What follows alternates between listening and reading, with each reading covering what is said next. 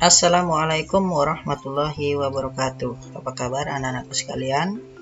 Alhamdulillah, pada hari ini kita berjumpa lagi pada pertemuan yang keempat, Sabtu 14 Agustus 2021.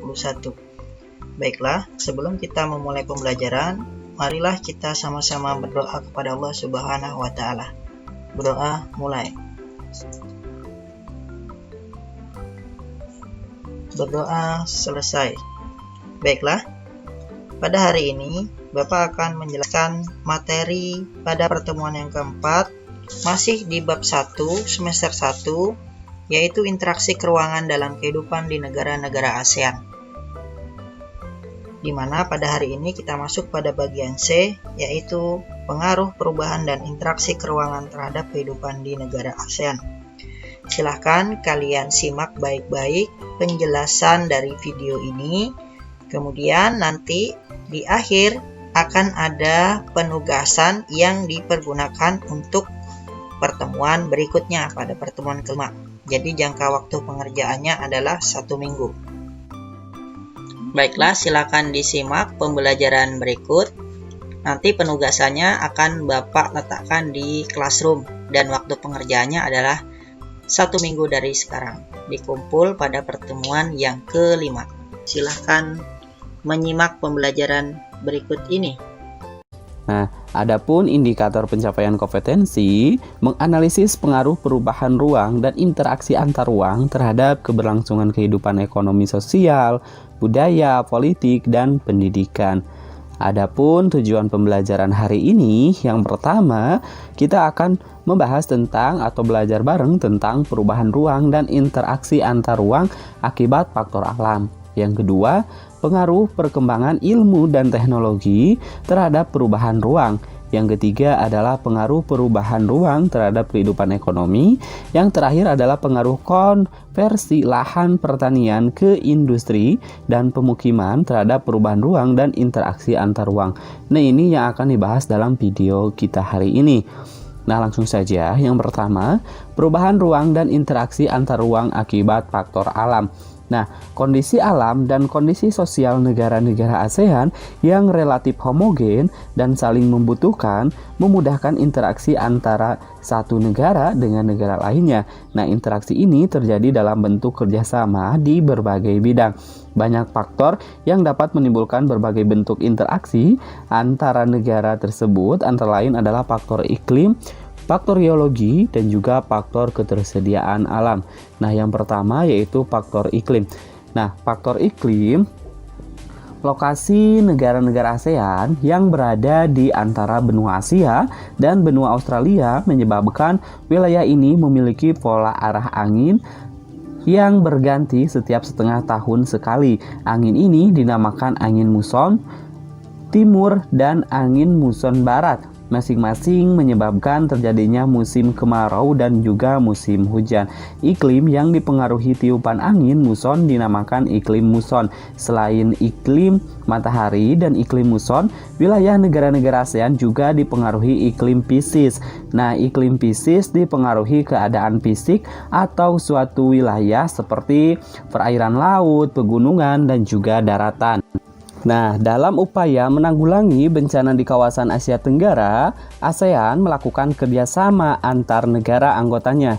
Contohnya, kerjasama ASEAN dalam menanggulangi bencana klimatik, yaitu ketika terjadi kebakaran hutan yang hebat di Sumatera pada tahun 2015. Malaysia dan Singapura atas nama ASEAN memberikan bantuan peminjaman pesawat pemadaman kebakaran. Indonesia dan beberapa negara ASEAN lain membantu Filipina yang mengalami bencana badai Haiyan pada tahun 2014. Nah, berdasarkan kondisi matahari, Pisces, ataupun muson, hampir seluruh negara ASEAN memiliki kesamaan kondisi, yaitu kondisi iklim yang sama. Ini membuat negara-negara di ASEAN ini bahu-membahu untuk saling membantu. Sedangkan yang kedua yaitu faktor geologi. Nah, faktor geologi tentunya dapat mempengaruhi perubahan ruang dan interaksi antar ruang dari faktor alam ini. Nah, berdasarkan faktor-faktor yang berkaitan dengan kondisi geologi seperti kondisi tanah dan batuan, penyusunnya di bumi, negara-negara ASEAN berada di daerah tumbukan antar lempeng. Nah, pergerakan lempeng yang bertumbukan dapat mengakibatkan terjadinya bencana geologi seperti apa? Yaitu gempa bumi apabila terjadi di laut atau memengaruhi pergerakan gelombang laut, maka gempa bumi dapat menimbulkan bencana tsunami. Nah, setidaknya 4 dari 10 negara yang terdapat dalam ASEAN ini, yaitu Indonesia, Malaysia, Thailand, dan Myanmar, pernah mengalami kejadian gempa yang merenggut korban jiwa yang sangat banyak. Sebagian besar korban diakibatkan tsunami yang terjadi setelah gempa berlangsung. Nah, yang ketiga yaitu faktor ketersediaan sumber daya alam.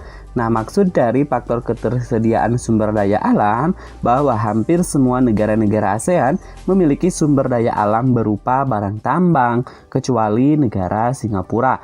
Nah, negara Singapura yang wilayahnya sangat sempit memiliki keterbatasan sumber daya alam barang tambang, tetapi menguasai perdagangan dan industri.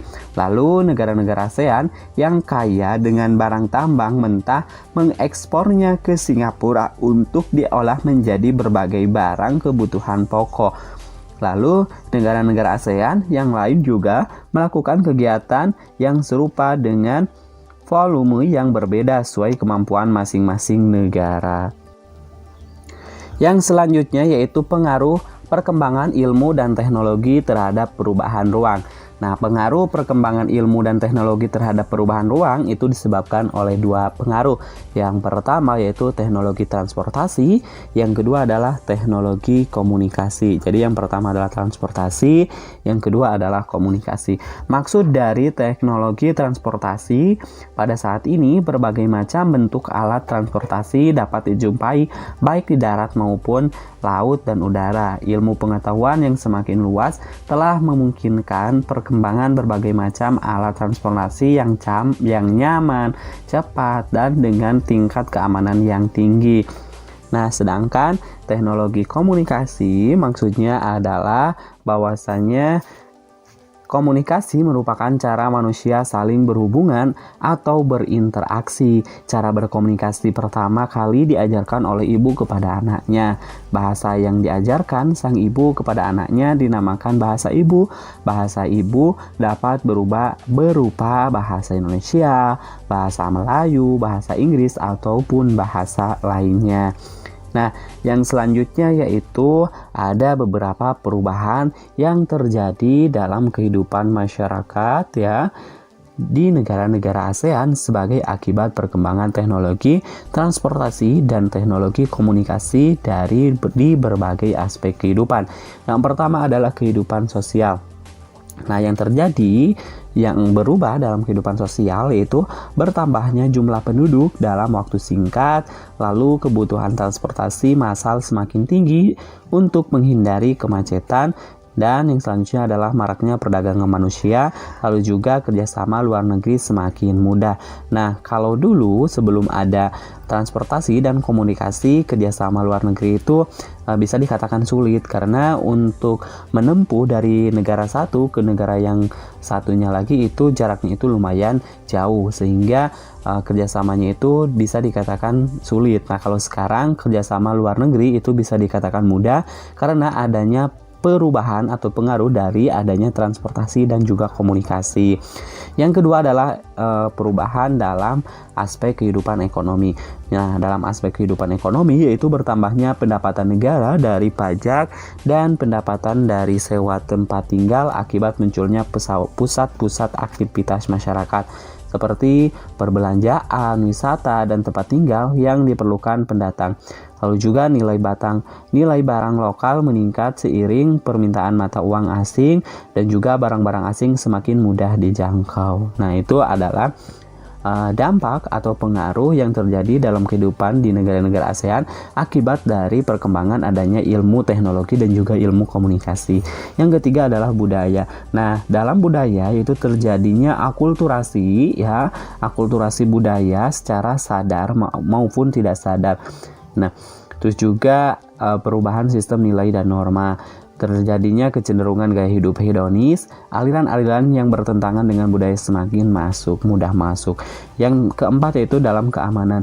Gangguan kondisi keamanan suatu negara semakin rentan, lalu juga narkotika dan obat terlarang semakin mendapat tempat.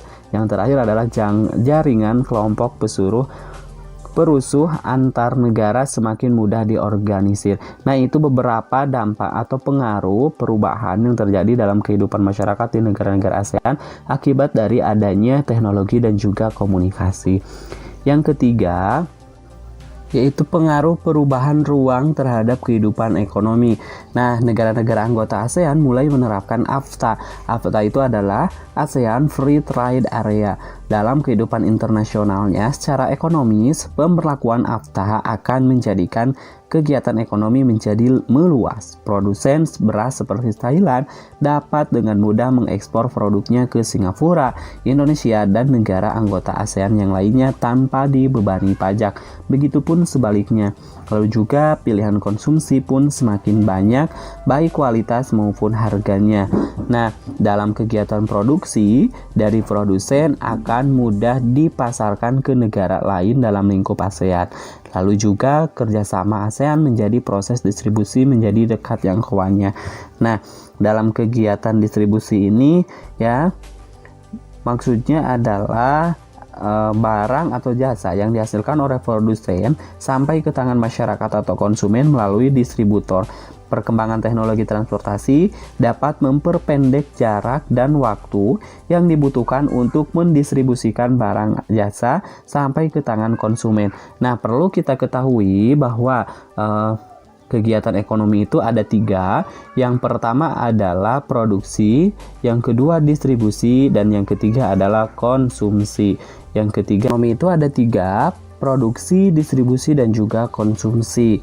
Nah, yang selanjutnya yaitu pengaruh konversi lahan pertanian ke industri dan pemukiman terhadap perubahan ruang dan interaksi antar ruang.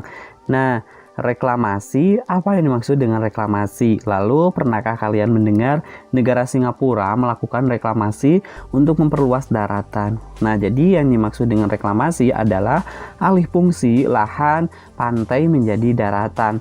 Reklamasi tersebut disebut salah satu bentuk alih fungsi lahan yang disebut juga konversi lahan. Biasanya mengubah area pertanian menjadi area dengan kegunaan lain, misalnya menjadi pemukiman atau juga industri. Nah, konversi lahan menjadi fenomena yang sering dijumpai di negara-negara ASEAN. Lalu juga konversi lahan pertanian sering terjadi di negara-negara ASEAN dengan laju pertumbuhan penduduk yang relatif tinggi seperti Indonesia, Malaysia, Thailand, Vietnam, Laos, Kamboja, dan Filipina. Nah, terdapat beberapa pengaruh konversi lahan pertanian menjadi lahan industri. Nah, konversi lahan pertanian menjadi lahan industri banyak terjadi di negara-negara yang sedang berkembang seperti negara-negara ASEAN. Konversi lahan pertanian menjadi lahan industri banyak terjadi di pinggir kota. Biasanya pemilik perusahaan mendirikan industri di sana karena beberapa lahan, di antaranya yang pertama, pembangunan industri lebih memilih lahan yang strategis. Nah, kenapa memilih lahan yang strategis? Karena sebagian besar lahan strategis tersebut merupakan lahan pertanian ya. Yang kedua yaitu harga lahan pertanian relatif murah. Nah, dibandingkan dengan lahan terbangun ya. Jadi harga lahan dari pertanian yang belum dibangun itu lebih murah dibandingkan dengan lahan yang sudah ada pembangunannya. Yang ketiga yaitu pembangunan industri memilih akses yang lebih mudah. Lalu juga industri dibangun dekat dengan bahan baku. Kenapa dibangun dekat dengan bahan baku? Karena lahan pertanian menjadi pilihan yang baik. Yang terakhir yaitu faktor sosial budaya dan juga hukum waris. Nah, konversi lahan pertanian menjadi industri mengakibatkan petani dapat terusir dari tanah mereka digantikan oleh uang. Nah, awalnya juga petani di pedesaan mempunyai tanah, namun kemudian mereka menjadi petani gurem dan tak bertanah. Kondisi ini mempengaruhi sistem sosial dan budaya hukum waris yang berorientasi pada nilai uang. Anak-anak petani tidak lagi diwarisi lahan pertanian, tetapi diganti dengan pembagian hasil uang penjumlahan lahan pertanian. Nah, yang selanjutnya penggunaan lahan dalam pembangunan industri memerlukan perhatian beberapa negara industri. Pasalnya, tidak semua industri yang akan atau sudah dibangun berada di lahan yang tepat dan tidak mencermati lahan produktif seperti lahan pertanian tadi. Nah, ternyata berbagai masalah akan timbul akibat konversi lahan dari lahan pertanian menjadi lahan industri, antara lain yaitu yang pertama adalah lahan pertanian berkurang. Nah, kenapa lahan pertanian berkurang? Yaitu yang membuat produktivitas pangan dari pertanian itu dapat menurun. Yang kedua, lahan pertanian sekitar industri berpotensi terkena imbas pencemaran akibat limbah atau polusi dari industri baik tanah, air maupun udara. Yang ketiga adalah konversi lahan menular. Nah, yang mengancam ketersediaan lahan pertanian. Lalu yang selanjutnya yaitu pengaruh konversi lahan pertanian menjadi lahan pemukiman ya. Lahan pemukiman. Nah, pemukiman menjadi kebutuhan pokok manusia. Semakin banyak jumlah manusia, maka area permukiman yang dibutuhkan juga semakin luas. Lalu juga kondisi ini terjadi juga di negara-negara anggota ASEAN. Konversi lahan pertanian menjadi pemukiman marak dilakukan di negara-negara ASEAN. Nah, konversi lahan pertanian menjadi pemukiman pasti akan menimbulkan dampak sama seperti konversi lahan pertanian menjadi lahan industri. Nah, biasanya selalu berdampak negatif apabila dilihat dari sisi fungsi lahan pertanian itu sendiri. Adapun dampak negatifnya, yang pertama adalah luas lahan pertanian semakin berkurang sehingga produktivitas pangan semakin kecil. Yang kedua, petani dan buruh tani menjadi kehilangan mata pencahariannya. Ya, karena kenapa kehilangan mata pencahariannya? Karena yang tadinya sawah, persawahan atau lahan pertanian yang lainnya itu digantikan dengan pemukiman atau perumahan ya, tempat tinggal. Nah, sehingga buruh tani dan juga petani itu dapat mengancam kehilangan mata pencahariannya.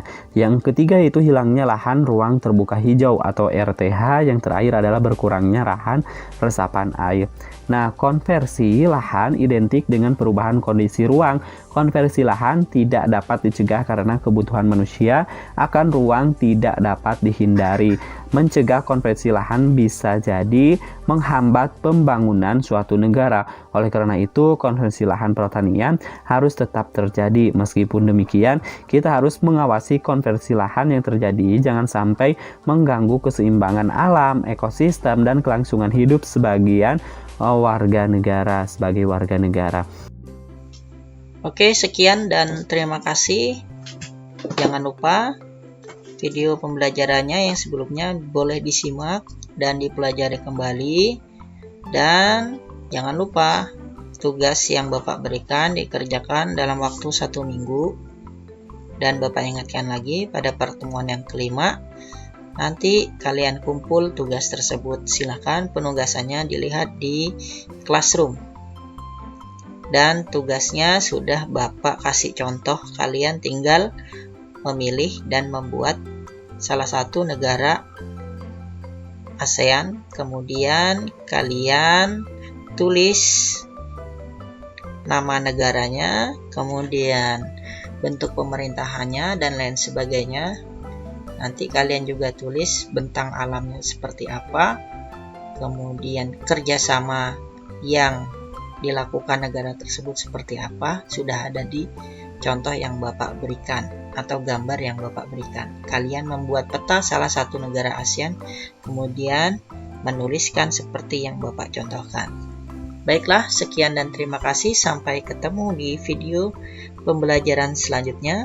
Tetap semangat dan selalu jaga kesehatan. Assalamualaikum warahmatullahi wabarakatuh.